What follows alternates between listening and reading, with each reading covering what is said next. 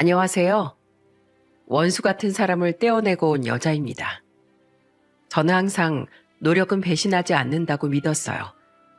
아무리 요행이 판치는 시대라고 해도 성실하게 정도를 지키며 노력하는 사람이 옳다고 생각했습니다. 하지만 살다 보니까 공든탑이 무너지는 날도 오더라고요. 그것도 정말 상상도 못했던 미꾸라지가 나타나서 제 인생의 분탕질하기 시작한 겁니다. 듣다가 뒷목 잡고 쓰러질 것 같은 사연, 지금부터 한번 써볼게요. 택시 운전사로 일하시던 아버지는 늘 한밤중이 되면 집에 오셨어요. 그때마다 엄마는 아버지를 기다리다 늦게야 잠에 드셨죠. 어릴 땐 엄마랑 더 오래 있고 싶어서 거실에 있는 엄마 곁으로 가서 말했어요. 엄마, 나도 아빠 기다릴래. 현주야, 너 아직도 안 잤어? 일찍 자야 키가 크지. 왜? 엄마랑 같이 자고 싶어. 나도 엄마랑 아빠 기다렸다가 같이 잘래. 아이고, 우리 딸은 아직도 엄마밖에 모르네. 유치원생 됐는데 언제까지 엄마만 졸졸 쫓아다닐 거야. 난 평생 엄마 옆에 있을 거야. 그래, 엄마도 현주랑 오래 붙어 있어야지. 엄마 품을 파고들면서 나눴던 대화가 정말 행복한 기억이었어요. 제가 엄마와 장난을 치면서 있으니까 잠을 자던 남동생이 인기척을 듣고 거실로 나오면서 말했습니다. 누나, 앉아? 왜 앉아? 난 엄마랑 잘 거야. 그럼 나도 엄마랑 잘래. 왜? 넌 원래 자던 자리에서 자. 내가 엄마 옆에 있을 거야. 싫어. 나도 엄마 옆에서 잘 거야. 나와. 누나 비켜. 그때만 해도 어릴 때라서 남동생과 저는 눈만 마주치면 싸울 때였어요. 그래서 엄마는 저희를 다급하게 말리면서 말씀하셨습니다. 아이고, 한밤중에 왜들 싸워. 자, 현주가 엄마 오른쪽에 앉고 명훈이가 왼쪽으로 앉으면 되잖아. 그만들 좀 싸워. 엄마는 저와 남동생의 싸움을 말리면서 말씀하셨어요. 그때 아버지가 들어오셨고 아버진 저를 보면서 기쁜 목소리로 말씀하셨습니다. 아이고, 우리 똥강아지들 아빠 기다렸어? 아빠도 하루 종일 우리 강아지들 보고 싶었어. 아버지가 기쁜 목소리로 말씀하셨는데 남동생이 산통을 떼며 말했어요. 엄마 옆에서 자려고 일어났어요. 아빠 기다린 거 아니었어? 여기 있다 보니까 아빠가 오셨어요. 그래, 뭔들 어때? 우리 아들 한번 안아보자. 키가 아주 더 큰 것 같네. 아버지가 오면 집안은 금세 떠들썩했어요. 네 식구가 같이 있으면 웃음소리가 현관까지 들릴 만큼 웃음이 끊이질 않았습니다. 넉넉한 형편은 아니었지만 마음만큼은 언제나 행복으로 가득했어요. 그리고 아버지께선 항상 건강을 중요하게 생각하셨어요. 그래서 식구들이 모여서 저녁을 먹을 때면 반찬 투정하는 저를 보면서 이런 말씀을 하셨습니다. 얘들아, 원래 입에 쓴 게 몸에 좋은 거야. 어쩌려고 그렇게 먹고 싶은 것만 먹어. 이 아빠 봐. 하루에 10시간씩 운전해도 끄떡없잖아. 이게 다 골고루 먹고 꾸준히 운동해서 이만큼 사는 거야. 현주야, 너 지금 피망을 골라내는 거야? 저는 중학생 때 아버지 몰래 피망을 골라내다가 딱 걸렸던 적도 있었어요. 그래서 억울한 목소리로 아버지를 보며 말했습니다. 나 아직 중학생인데 뭐 벌써부터 건강이에요. 습관이 중요한 거야, 습관. 어릴 때부터 잘 먹어야지. 괜히 3살 버릇 80까지 간다는 말이 있는 줄 알아? 난 3살도 훨씬 지나서 벌써 늦었어요. 늦었다고 생각했을 때가 제일 빠른 거야. 그러니까 아빠 말 듣고 밥상에 있는 건 다 먹어. 어서. 이게 다 널 위해서 하는 소리야. 그때는 중학생이라 아버지의 말씀이 와닿지 않았어요. 그러다가 제가 고등학생이 됐을 무렵에 아버지의 오랜 친구였던 고향 친구분이 췌장암으로 돌아가신 겁니다. 아버진 친구를 먼저 떠나보낸 슬픔에 한동안 택시 영업도 쉬실 정도였습니다. 부모님 중 한 분이 갑자기 하늘로 먼저 떠나신다면 어떤 기분일까 하는 생각이 들었습니다. 아주 잠시 상상했는데도 저는 깊은 슬픔이 몰려왔어요. 그래서 정말 아버지 말씀처럼 건강하게 사는 게 최고라는 생각을 했습니다. 이런 사건들을 겪다 보니까 그저 가족들 건강하고 소소한 행복을 나누며 사는 일상이 최고라고 생각했죠. 그렇게 부모님의 좋은 영향을 받고 자란 저는 사회인이 되었어요. 그리고 중소기업에 취직해서 사회생활을 시작했습니다. 나이가 들어가면서 아버지같이 가정적인 사람을 만나는 게 소원이었어요. 그러다가 지인의 소개로 남편을 만나게 된 겁니다. 남편은 시내버스를 운전하는 기사였어요. 그런데 남편이 처음 만난 자리에서 떨리는 손이 눈에 보일 정도로 떨고 있는 거예요. 그래서 저는 남편을 보면서 궁금한 목소리로 물었죠. 영식 씨, 혹시 수전증 있으세요? 물컵을 잡으시는데 손을 엄청 떠시네요. 아, 수전증은 아니고요. 제가 너무 긴장을 해서 그런 것 같아요. 긴장하신 거예요? 전 수전증이 있으신 줄 알았어요. 제가 사실 소개팅 경험이 많지 않아서요. 이렇게 여성분이랑 마주 앉아서 대화할 일도 별로 없어서 무슨 말을 해야 할지 모르겠습니다. 잔뜩 긴장한 목소리로 말하는 남편이 저는 순박하고 귀여워 보였어요. 그래서 저는 긴장한 남편한테 조심스럽게 말했습니다.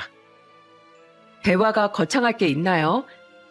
서로 궁금한 거 물어보면 그게 대화죠. 버스 운전은 힘들지 않으세요? 손님들이 많아서 힘들 것 같은데 괜찮으세요? 아, 네.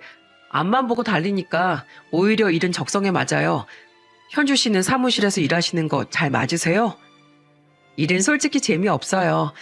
그런데 같이 일하는 동료들이 좋아요. 그래서 평생 다니고 싶어요. 일 힘든 건 참아도 사람 힘든 건 못 참는다고 하잖아요. 회사에서 마음 맞는 사람 만나는 거 어려워요. 영식 씨는 그런 경험 없으세요? 저도 처음엔 일머리 없어서 많이 혼났어요.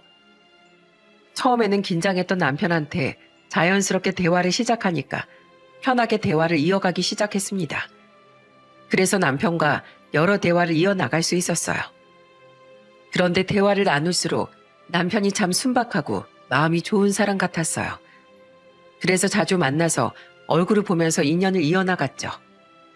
그러다가 저희는 연인 사이로 발전하게 된 겁니다. 남편은 제가 바라던 정말 아버지와 비슷한 결의 사람이었어요. 형제들끼리 우애도 좋아서 따로 만나서 밥을 먹었던 적도 있었죠. 그때 남편이 동생들을 소개해주면서 말했어요. 현주야, 여긴 내 동생 미선이, 이쪽은 셋째 남동생 영호, 그리고 저쪽이 막내 영진이야. 안녕하세요. 그동안 말씀 많이 들었는데 이렇게 보니까 형제들끼리 정말 친해 보이네요. 저는 김현주라고 합니다. 제가 인사하면서 말하자 막내 시동생이 웃으면서 말했습니다. 형이 여자친구 소개시켜주는 건 처음이에요.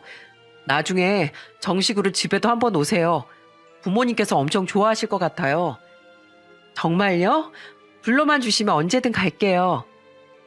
다들 부침성이 좋아서 그런지 저는 신우와 시동생들과도 금방 친해졌습니다.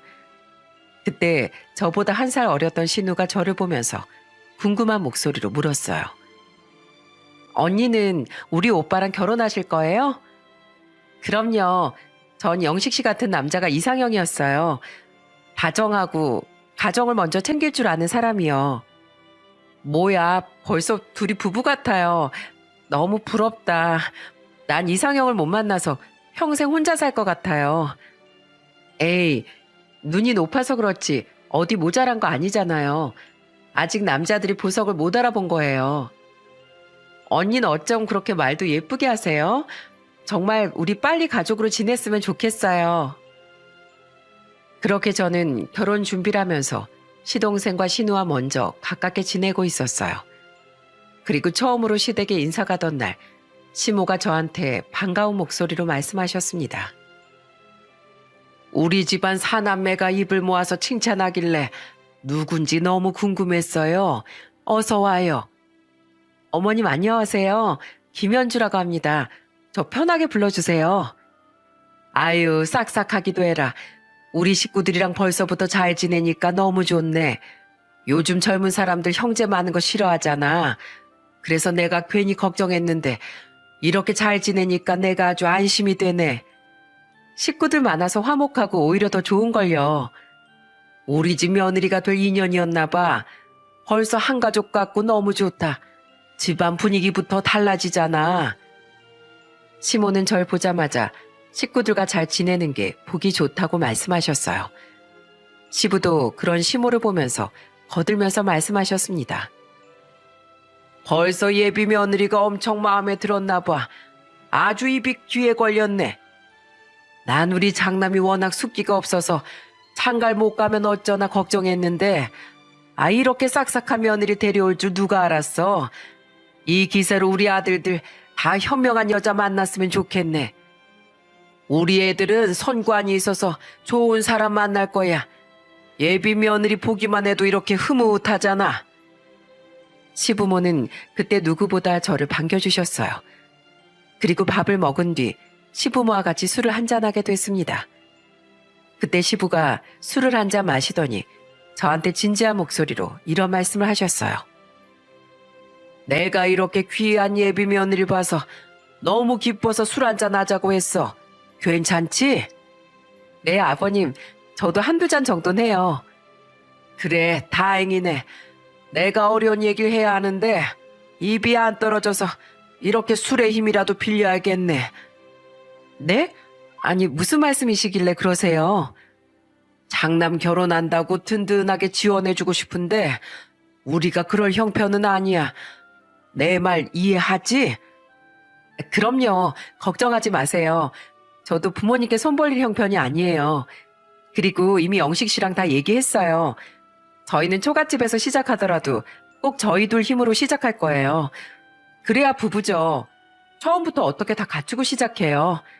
조금 부족해도 하나씩 채워가는 성취감도 느끼면서 부부끼리 의리도 다지는 거죠. 내가 정말 괜한 걱정을 했었네. 이렇게 생각이 깊은 사람인 줄도 모르고 내가 얕은 생각을 했어. 그런 생각하는 줄도 모르고 내가 미안하네. 아유, 아니에요, 아버님. 전 이렇게 말씀해 주셔서 오히려 더 좋아요. 앞으로도 어려워하지 마시고 편하게 말씀해 주세요. 그래, 고맙다. 내가 예비 며느리한테 하나 배워가는구만.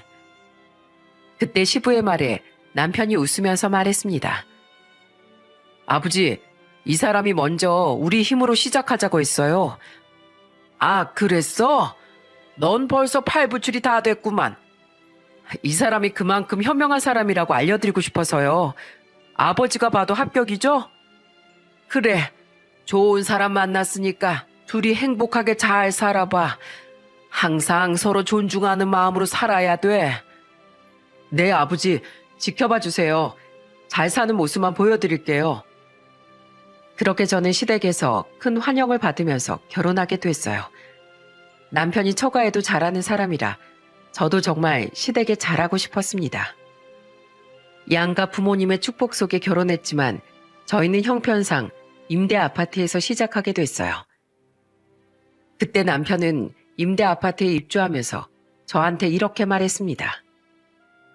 여보, 내가 아직은 부족해서 우리가 여기서 시작하지만 꼭 좀 더 좋은 곳으로 이사 갈 수 있게 내가 노력할게. 여기가 뭐가 어때서 이만한 집도 없는 사람들 많아. 우리 남들이랑 비교하지 말고 우리 기준으로 살자. 남들이 뭐라고 해도 우리만 행복하고 편하면 되잖아. 정말 고마워. 내가 전생에 무슨 복이 있어서 당신 같은 여자를 만났을까? 내가 평생 행복하게 해줄게. 나도 당신이랑 평생 행복하게 살 거야. 저는 그렇게 남편과 소박하지만 행복한 결혼 생활을 시작했어요. 그리고 저는 남편과 아들 한 명을 낳고 살고 있었습니다. 이때까지만 해도 제 인생은 평온했어요. 제가 아들을 데리고 시댁에 가면 시모는 저희 아들을 보면서 말씀하셨어요. 아이고, 우리 손주 왔어? 헬미가 우리 손주 보고 싶어서 아주 목이 빠지는 줄 알았어. 시모는 처음 생긴 손자를 누구보다 예뻐하셨습니다. 그리고 제가 회사를 다니면서 아이를 키우다 보니까 시댁에 가면 시모가 저한테 걱정 가득한 목소리로 말씀하셨어요. 예, 넌 좀 쉬어라. 방에 가서 눈 좀 붙여. 네? 아유, 아니에요, 어머님. 남자애라서 무거워요. 제가 볼게요. 아이고, 걱정도 팔자다. 내가 사남매를 키워낸 사람이야. 눈 감고도 보니까 내 걱정 말고 얼른 가서 쉬어. 이럴 때 엄마도 쉬어야지. 내 말대로 해. 얼른 가서 좀 쉬어. 제가 난감한 데 서 있으니까 남편도 저를 재촉하면서 말했습니다.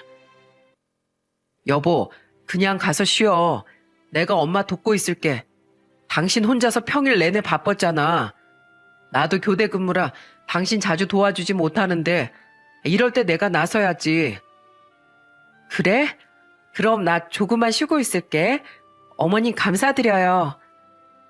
저는 시모의 배려에 그때만 해도 시댁에 가면 편히 쉴 때도 있었습니다. 그래서 한 번도 시댁에 가는 게 싫다거나 불편했던 적이 없었어요. 정말 시댁을 친정 가는 것처럼 가던 사람이 바로 저였습니다. 그런데 이런 평화를 깬 사람은 다름 아닌 막내 동서였어요. 2명의 시동생 중에서 둘째 시동생은 결혼해서 아이를 키우고 있었고 막내 시동생이 마지막으로 결혼을 하게 된 겁니다. 막내 동서는 처음부터 심상치가 않았어요. 한 번은 시댁에 다 모였을 때 막내 동서가 저를 보면서 궁금한 듯 물었습니다. 형님은 아들 어린이집 어디로 보내세요? 우린 아파트 단지에 있는 어린이집 보내고 있어. 출퇴근길에 등하원 시키기도 편하고 집이랑 가까워서 편하더라고. 근데 동서, 벌써 아이 계획 세우고 있어? 전 한 명만 낳아서 잘 키우려고요. 그래서 지금부터 다 준비해둘 거예요. 근데 형님은 아파트 단지가 어디신데요? 저기 길 건너 사거리에 있는 땡땡 아파트. 땡땡 아파트요? 거기 임대 아파트 아니에요? 맞아. 왜? 요즘 애들 사이에 아파트 브랜드가 얼마나 중요한데 거기서 사세요. 설마 거기서 몇십 년 살 계획은 아니시죠? 어디 사는 게 뭐가 문제야. 내가 애들만 잘 가르치면 되는 거지. 우리 애들 잘 먹고 잘 크고 있어. 그러니까 동서가 그런 말 해준 건 고마운데 괜한 말은 삼가해줘. 형님, 진짜 세상 물정 너무 모르신다. 제가 괜히 이 동네에서 대장으로 불리는 아파트에 사는 줄 아세요? 아파트 브랜드가 명함이라고요. 그리고 요즘엔 어른보다 애들이 더 귀신같이 알아요. 얼른 집부터 이사하세요. 맹모 삼천지교 모르세요? 빨리 옮겨야 된다니까요. 임대 아파트에서 애들 이상한 물 들기 전에 어서 이사하세요. 저는 막내 동서의 말에 기분이 확 나빴어요. 임대 아파트에 산다고 우리 딸이 대체 무슨 물이 든다는 건지 기분이 나빴습니다. 게다가 막내 동서는 집안도 잘 살고 막내 시동생도 대기업에 다녀서 형편이 넉넉했기 때문에 좋은 아파트에서 살 수 있었던 거예요. 그때 저는 막내 동서의 말이 너무 황당해서 단호하게 말했습니다. 동서야말로 얼른 이사해. 거기에 계속 살다간 미래에 태어날 조카가 더 이상 물에 들 것 같은데? 아무리 그런 잣대가 있다고 해도 부모라면 아이한테 올바른 잣대를 알려줘야지.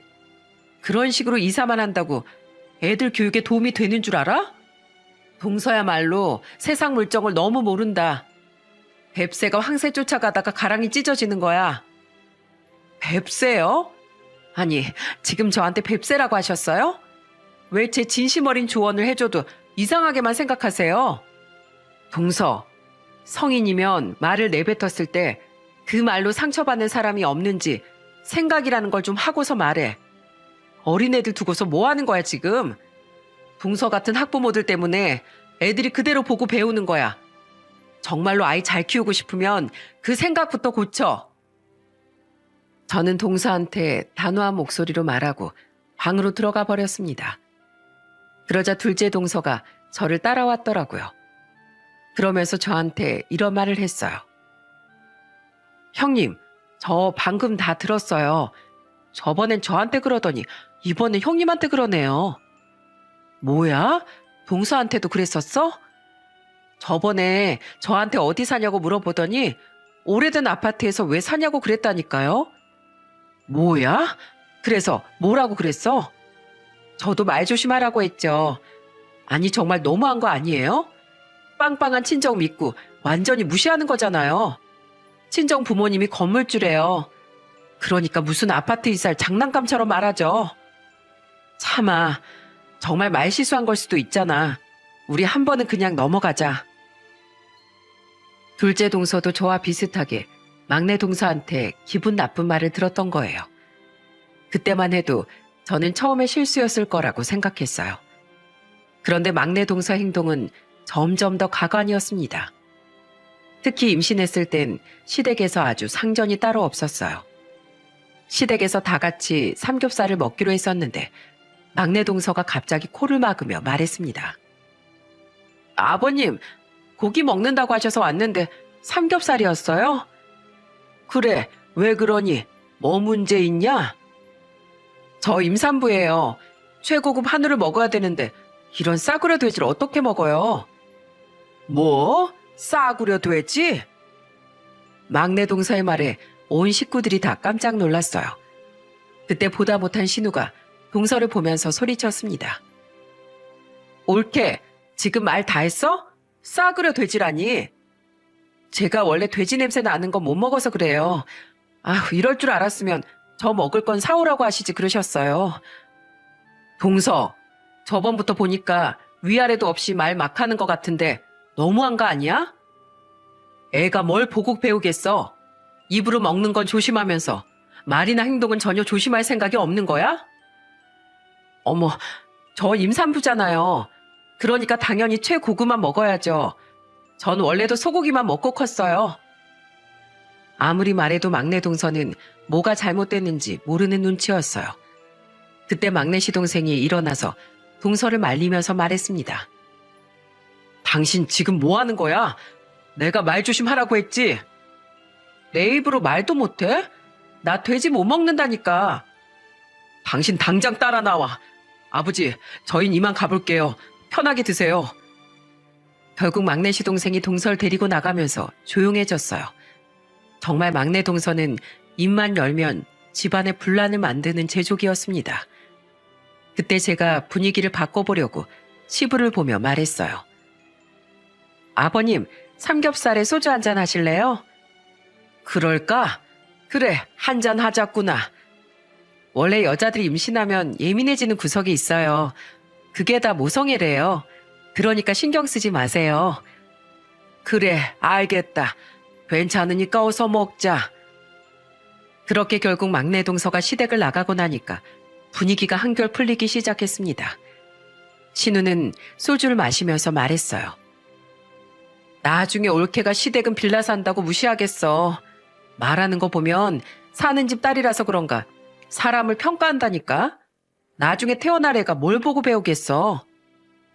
그러자 시모가 그런 신우이를 말리면서 말했습니다. 냅둬. 저것도 다 한때다. 살아보면 그런 거 다 소용없다는 걸 알겠지. 저런 건 스스로 깨우쳐야 알아. 옆에서 백날 떠들어봐. 속이의 경일기야. 그리고 임산부니까 그냥 냅둬라. 한창 예민할 때잖아. 그래도 네가 한 소리 했으니까 알아듣겠지. 가만 보면 습관이야. 사람이 말할 때 생각을 안 하는 것 같다니까. 괜히 집안에 싸움 만들지 말고 가만히 있어. 알겠어. 근데 오늘 올케가 너무하긴 했어. 아빠 성의가 있지. 어떻게 저딴 말을 해. 애 낳고 철드는 사람들도 있어. 그러니까 조금만 기다려봐. 시모는 그때만 해도 신우한테 집안 싸움 만들지 말라면서 말리셨어요. 아무래도 막내 동서가 부유한 집안에서 외동딸로 곱게 자라서 철이 없는 거라고 생각했습니다. 사람들 중에는 뒤늦게 철드는 사람도 있으니까 막내 동서도 스스로 깨우치는 날이 올 거라고 믿었어요. 그런데 이런 가족들의 기대에도 막내 동서는 변할 기미가 안 보였습니다. 막내 동서가 출산한 후에는 이상한 고집만 더 늘어갔어요. 막내 동서가 딸을 낳았는데 시댁에 시부모를 뵈러 온 적이 있었습니다. 그때 막내 동서 딸이 이유식을 막 시작할 때였는데 점심쯤 되니까 막내 동서가 집에 가려고 했어요. 그래서 저는 의아한 목소리로 물었습니다. 동서, 벌써 가려고? 좀 있으면 이유식 줄 시간인데 먹이고 가는 게 편하잖아. 집에서 먹이는 게 편해요. 우리 딸이 피부가 예민해서 아무 데서나 못 씻어요. 이유식 먹이고 나면 세수해줘야 하는데 여기서 어떻게 시켜요? 왜? 여기도 물만 잘 나오는데? 형님, 요즘엔 수돗물도 못 믿어요. 다 필터 끼워두는데 여긴 아무것도 없잖아요. 우리 딸은 그렇게 막 못 키워요. 저는 막내 동서 말을 듣고 기가 막혔어요.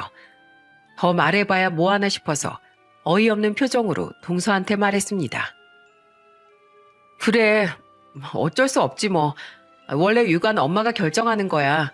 얼른 가서 이유식 먹여. 애기 배고프겠다. 왜요? 형님 화나셨어요? 내가 왜 화가 나. 동서 마음대로 하라니까. 저 지금 가면 제 욕하려는 거 아니에요? 괜히 지금 가는 것도 찜찜해지는데요. 그때 막내 동서 말에 저는 기가 찼어요. 대체 저한테 어쩌라는 건가요? 간다고 해서 가라고 했더니 자기가 가면 욕할 거냐는 막내 동서 말에 저는 어안이 벙벙했어요. 그 순간 둘째 동서가 막내 동서한테 말했습니다. 동서가 간다고 해서 형님이 가보라고 한 건데 어떻게 그런 말까지 나와? 이거 보세요. 형님까지 나서서 저 몰아세우잖아요. 이게 몰아세우는 거라고? 네. 제가 모를 줄 아세요? 큰형님이랑 둘이서 짜고 저 소외시키잖아요. 제가 이래서 오래 있기 싫은 거라고요. 그 순간 막내 동서의 말에 모두가 벙쪄버렸어요. 그때 남편이 막내 동서를 보면서 말했습니다. 재수씨, 뭔가 오해가 있는 것 같은데 우리 아내는 편하게 애기 보라고 한 소리야. 저도 눈이 있고 귀가 있어요. 제가 오죽하면 이런 말을 하겠어요. 저도 너무 서운하다고요. 이만 가볼게요. 제가 더 있을 곳이 아닌 것 같네요. 그러더니 막내 동서는 짐을 싸서 나가버렸어요. 시부모도 어이가 없으셨는지 기가 찬 표정으로 계셨습니다. 시부도 어이가 없으셨는지 이렇게 말씀하셨어요. 자매 한번 힘들게 키운다. 아이고. 정말 오죽하면 이런 말씀까지 하셨을까 싶더라고요. 정말 막내 동서가 아이한테 엄청 유별났거든요. 그런데 이때만 해도 중립을 지키던 시모가 갑자기 변하기 시작한 겁니다. 한 번은 시부 생신이라서 다 같이 외식을 하기로 했었어요. 그런데 한참이 지나도 막내 동서가 안 오는 겁니다. 심지어 막내 시동생도 당황한 목소리로 말했습니다. 이 사람이 애랑 같이 온다고 늦나 봐요. 제가 오늘 회사에 일이 있어서 따로 왔거든요. 제가 전화해 볼게요. 그런데 그때 시모가 막내 시동생을 말리면서 말씀하셨어요. 뭘 또 전화를 해. 오고 있겠지. 괜히 전화해서 마음 급해지게 만들지 말고 가만히 있어. 엄마, 그래도 아버지 배고프실 텐데 제가 얼른 전화해 볼게요. 아유, 괜찮다니까. 네 아버지도 가만히 계시잖아. 시댁 식구들이 다 모였는데 막내 동서만 30분째 안 오고 있는 거예요. 미리 와 있는 건 고사하고 지각은 하면 안 되는 거 아닌가요? 피치 못할 사정이 있더라도 먼저 전화해서 말하는 게 예의라고 생각했어요. 그렇게 잠시 뒤 막내 동서가 아이를 안고 오는데 밝은 표정으로 말했습니다. 어머님, 아버님, 제가 늦었죠? 죄송해요. 아버님 생신인데 제가 대충 올 순 없잖아요. 신경 써서 온다고 좀 늦었어요. 오래 기다리신 건 아니죠? 그러자 시모가 막내 동서를 보면서 웃는 얼굴로 말씀하셨어요. 맨날 먹는 밥인데 한 끼 좀 늦게 먹는다고 안 굶어주고 이제 슬슬 배가 고프네. 어서 앉아라. 우리 막내 며느리는 어쩜 이렇게 우아할까? 화장도 많이 안 한 것 같은데 애 엄마가 너무 예쁜 거 아니니? 정말요? 어머니께서 칭찬해 주시니까 기분이 너무 좋은데요. 갑자기 가까워진 시모와 막내 동서를 보고 의아했어요. 그때 남편이 막내 동서를 보면서 못마땅한 목소리로 한마디 했습니다. 재수씨, 늦을 것 같으면 미리 전화라도 줘. 기다리는 사람들 생각은 안 해? 벌써 40분이나 늦었잖아. 제가 좀 늦긴 했어도 저만큼 아버님 생각하는 사람은 없을걸요? 갑자기 그게 무슨 소리야? 재수씨가 잘하는 건 알겠는데 약속 시간 지키는 건 기본 중에 기본이지. 그런데 사람이 기본만 하고 살 수는 없잖아요. 저는 어머님, 아버님 빌라에서 불편하게 사시는 거 걱정스러워서 아파트 해드린다고 했어요. 여기서 저만큼 할 수 있는 사람 있어요? 그 순간 막내 동서의 말에 입이 떡 벌어졌어요. 그러자 시모가 막내 동서 말에 맞장구를 치면서 말씀하셨습니다. 이것 봐라. 부모 아끼는 마음은 이런 데서 티가 나는 거야. 어제 우리 막내 며느리가 나한테 빌라 사시는 거 힘들지 않냐고 물어보는데 내가 어찌나 마음이 찡했는지 몰라. 너희들 중에 그렇게 물어본 사람이 있어? 사람이 이래야지. 부모가 눕고 자는 자리 신경 쓸 줄 알아야지. 시모는 갑자기 막내 동서 편을 들면서 저희한테 호통을 치셨어요. 알고 보니까 동서가 시모한테 아파트를 해준다고 했던 겁니다. 게다가 그 말도 시부생신해하면서 시모가 홀라당 넘어간 거죠. 그리고 그날 다 같이 밥을 먹으면서 시모는 정말 가관도 아니었습니다. 시부생신인데 막내 동서한테 고기를 놔주면서 말씀하셨어요. 이것 좀 먹어봐라. 애기 엄마 많이 먹어야 힘을 쓰지. 어머님, 저 많이 먹고 있어요. 어머님도 좀 드세요. 넌 어쩜 그렇게 마음이 넓니? 아주 하나를 주면 열을 주려고 하네. 이게 다 어머니께서 절 잘 챙겨주시니까 저도 더 잘하려고 노력하는 거예요. 내가 아주 막내 며느리 덕분에 산다. 시모는 입이 귀에 걸려서 막내 동서 옆에서 아주 난리도 아니었습니다. 오죽하면 시부가 시모를 보면서 이런 말씀까지 하셨어요. 당신 그만 좀 해. 애들 앞에서 왜 그래? 보라고 해요. 난 미운 놈들 떡 하나 안 줘. 이렇게 내 생각해주는 며느리가 좋지. 자식이고 뭐고 다 소용없어. 다 능력껏 하는 거지 왜 그래? 당신이 그런 말 하면 애들 사이만 나빠지는 거야. 좋은 말로 할 때 그만해. 시부는 그래도 중립을 지키려고 하셨어요. 그런데 시모가 이런 시부의 말을 들을 리가 없었습니다. 한 번은 시모가 저한테 황당한 부탁을 했던 적도 있었어요. 저는 워킹맘이라서 정말 하루가 눈코 뜰 새 없이 바빴습니다. 퇴근하고 겨우 애를 데리고 왔는데 시모가 저한테 전화해서 이런 말씀을 하셨어요. 너 시간 좀 되니? 급한 일 있으세요? 제가 요즘 회사 다니면서 애 보느라 힘들어서요. 시간이 빠듯하긴 한데 어떤 일 때문에 그러세요? 하여튼 개똥도 약에 쓰려면 없다더니 다 틀렸네. 개똥이요? 지금 저한테 그러시는 거예요? 넌 맞벌이까지 하는데 아직도 임대 아파트에 살고 있는 거면 문제 있는 거 아니야? 네? 어머님, 말씀이 너무 심하신 거 아닌가요? 열심히 살고 있는 사람한테 왜 그러세요? 열심히 살면 성과가 있어야 할 거 아니야? 네 막내 동서 좀 보고 배워봐. 영리하게 돈 벌고 살잖아. 요새 피곤해 보여서 너한테 애 좀 맡겨놓고 좀 쉬게 해주려고 했더니만 다 틀렸구만. 어머님, 막내 동서가 영리하게 돈을 번다고요? 물려받은 건물에서 나오는 월세로 사는 게 영리하게 버는 거예요? 그냥 운이 좋은 거잖아요. 저도 힘들어요. 대체 저한테 왜 그러세요? 네가 돈을 못 버니까 힘든 거야. 아유, 됐어. 말을 말자. 저는 시모의 말에 기가 막혔어요. 막내 동서가 아파트를 해준다는 말에 홀랑 넘어가서 완전히 저를 무시하는 겁니다. 그런데 저뿐만이 아니었어요. 둘째 동서도 그 당시에 시모한테 시달려서 스트레스를 받고 있었어요. 그러다가 쌓였던 감정이 폭발하는 사건이 벌어지고 말았습니다. 그때가 설 명절이었는데 저와 둘째 동서는 미리 시댁에 가서 시장도 보고 요리할 준비를 하고 있었어요. 그런데 막내 동서가 안 오길래 저는 막내 동서한테 전화를 걸었는데 안 받는 겁니다. 그래서 제가 둘째 동서를 보면서 물었어요. 막내 동서한테 전화 온 거 있었어? 왜 안 오지? 전화 온 거 없었어요. 저녁에 오려나 모르겠네요. 저와 둘째 동서가 이런 대화를 하고 있으니까 시모가 와서 호통을 치며 말씀하셨어요. 설 음식 그게 뭐가 힘들다고 막내까지 부르려고 그래? 그냥 둘이서 해. 정말 어이가 없었어요. 그래서 저는 시모한테 어이없는 목소리로 말했습니다. 못해서 그러는 게 아니라 이런 날은 다 같이 해야죠. 그리고 동서가 한두 번이 아니니까 그렇잖아요. 내가 괜찮다는데 왜 그래?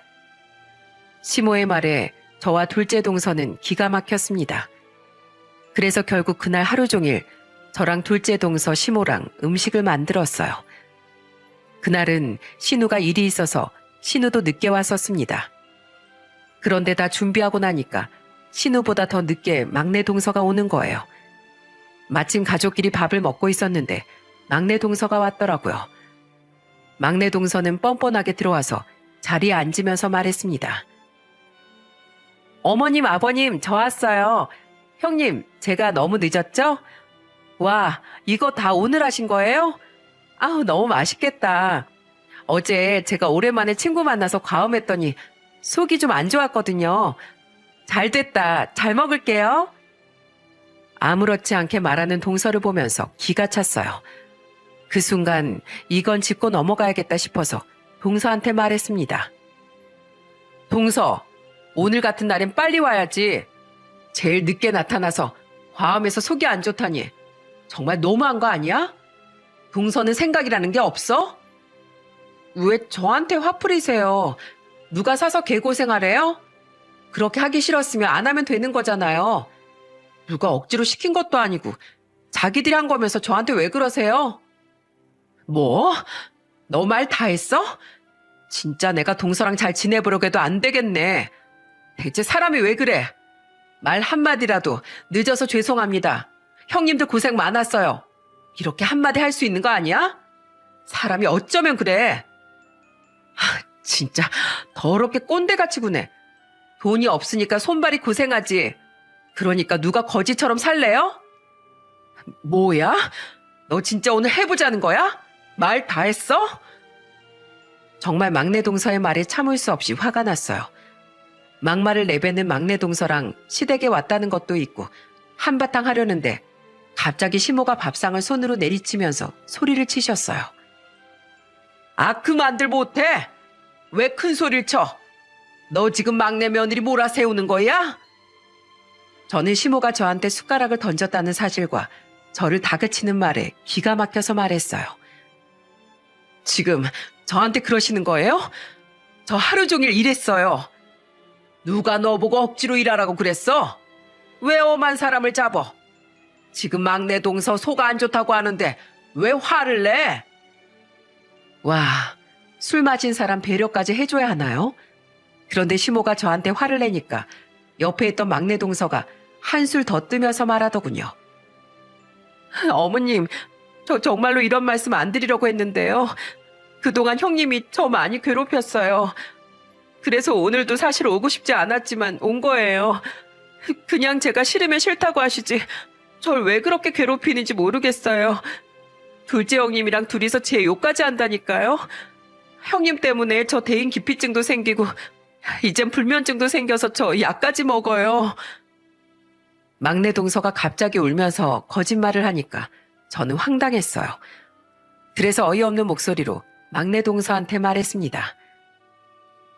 동서, 왜 없는 말을 해? 내가 언제 괴롭혔어? 괴롭힌 게 아니고 옳고 그른 걸 정확히 짚어주는 거잖아. 이것도 내 역할이야. 너무 억울해서 동서한테 말했더니 갑자기 시모가 저한테 밥숟가락을 던진 겁니다.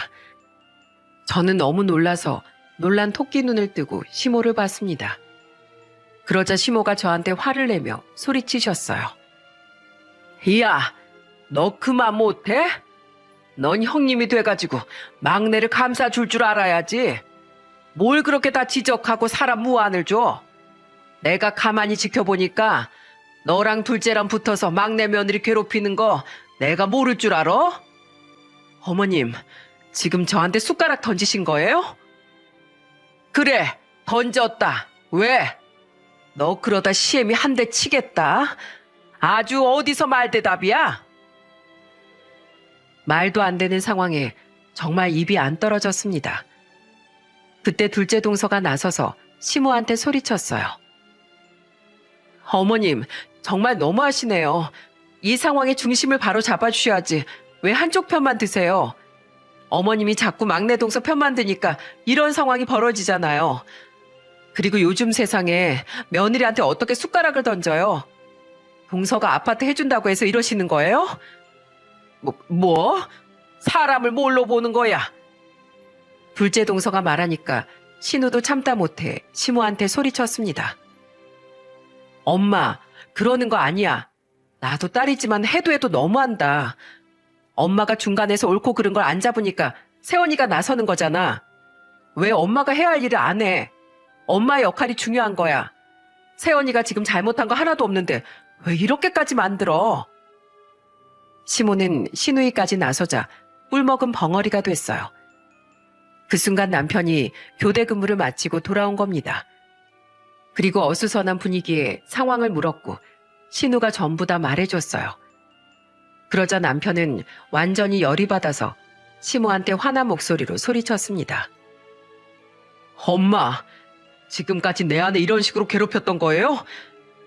이 사람이 얼마나 헌신하면서 사는데 그러실 수가 있어요?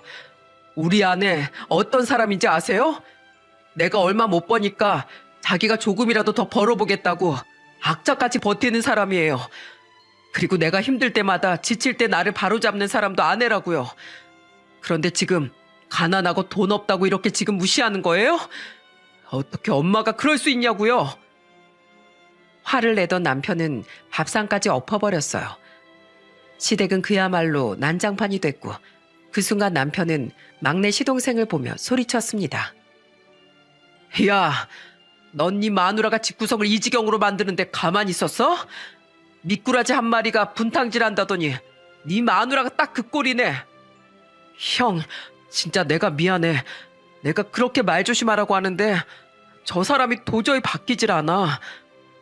그래? 그걸 지금 말이라고 해? 난 너까지 꼴 보기 싫어. 인간들 다 끼리끼리야. 알아? 그 순간 남편이 시동생 뺨까지 때리려고 했어요. 그러자 시모가 남편을 붙들고 애원하며 말했습니다. 아이고, 때리지 마. 내가 잘못했다. 내가 술 마시고 미쳤었나 봐. 그만해라. 그러자 시부가 그런 시모를 보면서 혀를 차면서 소리치셨습니다. 집안꼴 잘 돌아간다. 내가 이럴 줄 알았어. 야, 막내야. 너 때문에 지금 이게 뭐야? 형님들이 너 미워해서 지금 그렇게 행동했겠어? 네가 한번 말로 해서 못 알아먹으니까 계속 말한 거잖아. 지금 이 상황 어쩔 거야? 시부가 역정을 내면서 소리쳤어요. 완전히 설에 난장판이 된 겁니다. 그때 남편이 시모를 보며 소리쳤어요. 진짜 오늘 실망이 큽니다. 그리고 다시는 어머니라고 부르고 싶지도 않아요.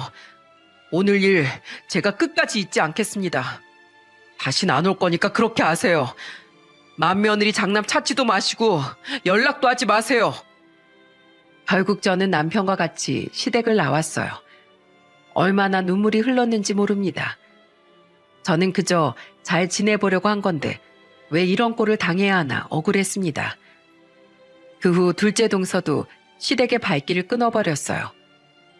그야말로 막내 며느리만 시댁과 연락하고 다 연락을 끊은 거죠. 그동안 시모의 차별로 저도 둘째 동서도 상처가 깊었던 겁니다. 동서는 그때 시댁을 나오면서 저를 위로하며 말했어요. 형님, 잘못한 거 없어요. 그리고 이런 상황에서 명절 보내고 싶지 않네요. 아마 며느리 둘 잃으신 걸 후회하실 거예요. 아까 보니까 형님도 소리치고 나가던데요. 우리 그냥 더러운 걸 보지 말고 살아요. 알고 보니까 신우인 형님도 시모한테 이렇게 화를 내고 나갔다고 하는 겁니다. 엄마, 우리 세원이 같은 사람들 없어. 가난한 시댁 한 번도 무시 안 하고 얼마나 솔선수범했는데 제사 명절 이렇게 다 챙기는 사람들이 어딨어 요즘에. 막내 너 앞으로 이럴 거면 집에 오지 마. 알았어? 네 누나 볼 생각도 하지 말라고. 이렇게 말하니까 시모가 억울하다는 듯 땅을 치며 말했다고 했어요. 아이고, 새끼들도 모자라서 며느리들까지 시애밀 잡네 잡어. 그래, 오지 마. 아무도 오지 마. 정말 이날 이후로 아무도 안 갔습니다. 그렇게 시간이 한 2년 정도가 흘렀습니다. 그동안 저는 안 갔고 남편만 왔다 갔다 했어요. 그런데 뜻밖의 소식이 들려오더군요. 막내 시동생이 성격 차이로 이혼을 한다는 겁니다. 심지어 시모한테 집을 해준다는 말도 이빠른 소리였다는 겁니다. 어떻게 해서든지 저와 둘째 동서를 이겨먹으려고 간사한 거짓말을 했던 거였어요. 그리고 애가 커갈수록 점점 애는 뒷전이었고 막내 동서는 동창이랑 바람까지 난 상태였습니다. 그런데 이혼을 하면서도 가관이었대요. 남편한테 들어보니까 막내 동서가 시모한테 이렇게 말했다고 했어요. 아줌마, 그걸 믿었어요? 아휴, 참 순진하시네요. 요즘 세상에 몇 억짜리 아파트를 덜컥 누가 줘요? 그냥 형님들 한번 골탕 한번 먹이려고 거짓말한 거였어요? 뭐야? 너 지금 그걸 말이라고 해? 왜요? 이혼하면 어차피 남남인데 이제 잘 볼 필요도 없잖아요. 그냥 알아서 사세요. 시모는 정말 제대로 뒤통수를 맞은 거예요. 저 말을 철석같이 믿고 그동안 이간질하던 시모 행동을 떠올리면 기가 찼습니다. 심지어 막내 동서는 술만 마시면 그렇게 집에서 행패를 부렸다고 했어요. 결국 상황이 파국이 되니까 시모가 저한테 전화해서 애원하면서 말씀하셨습니다. 애미야, 내가 미안하다. 내 생각이 짧았어. 이제 우리 감정은 풀고 좀 보고 살 수 없겠니? 아니요. 저는 바로 풀 수 없을 것 같아요. 이런 전화도 불편하네요. 끊겠습니다. 애미야. 시모는 애원하며 말했지만 안 간다고 했습니다. 아무리 며느리 시어머니 관계지만 사람끼리 진정한 사과를 하고 문제를 정확하게 짚고 가야 한다고 생각했어요. 요즘 세상에 며느리한테 쌍욕을 하고 숟가락을 던지는 사람이 어디 있나요? 여기 유튜브 사연이기 때문에 글에다 담지 못한 것들도 무수히 많습니다. 심지어 둘째 동서도 시모의 전화를 받았지만 당장은 못 가겠다고 했다고 했어요. 그만큼 며느리들이 쌓인 게 많았던 겁니다. 남편들은 시댁에 왕래하고 있지만 며느리들은 언제 갈지 모르겠어요. 영원히 모른 척 할 수는 없겠지만 당장은 아닌 것 같습니다. 시모가 성격이 바뀌지 않는 이상 쉽게 마음이 풀려질 것 같지 않습니다. 우리가 가난하다고 해서 멸시받은 상처는 평생 잊지 못할 것 같거든요. 그래서 지금은 어떻게 됐는 줄 아시나요? 막내 동서가 우리 조카도 버리고 가서 막내 시동생이 혼자 조카를 돌보며 살고 있어요. 그러다 보니까 시모가 조카를 대신 봐주는 시간이 많은데 신우한테 이렇게 하소연을 했다고 하네요. 아이고, 허리 아프다. 아이고, 내가 얘를 어떻게 보니. 늙어 빠져가지고 말년에 이게 무슨 고생이야. 엄마가 엄마 발등 찍은 거야. 누굴 탓해. 아이고, 내 팔자야. 이게 시모의 말년 최후의 모습이었습니다. 정말로 돈만 쫓으면 이렇게 되는 것 같아요. 제가 이런 사연을 보내게 된 것도 사람들이 정말 진심 어린 마음을 보고 살았으면 좋겠어요. 돈은 있다가도 없고 없다가도 생기잖아요. 하지만 한번 떠난 사람 마음은 잡을 수가 없답니다. 세상에 내 마음도 제대로 안 되는데 다른 사람 마음을 어떻게 되돌리겠습니까? 그러니 정말 위해주고 아껴주는 사람이나 가족이 있다면 더 아껴주셔야 해요. 모든 관계는 서로 노력할 때 유지된다고 생각합니다. 올해는 모두 좋은 관계만 이어지길 바랍니다. 감사합니다.